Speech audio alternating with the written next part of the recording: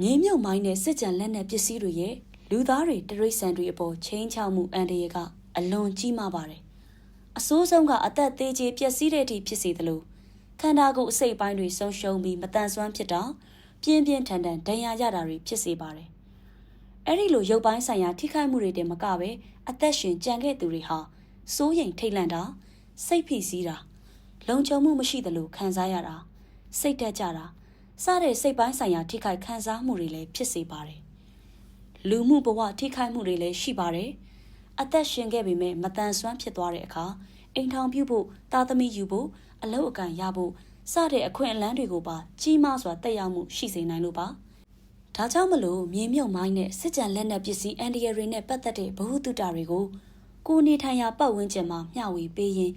ချစ်ခင်ရသူတွေကိုပောက်ကွဲလက်နက်ပစ္စည်းတွေရဲ့အန်ဒီရတွေကနေကာကွယ်ကြရအောင်ပါ။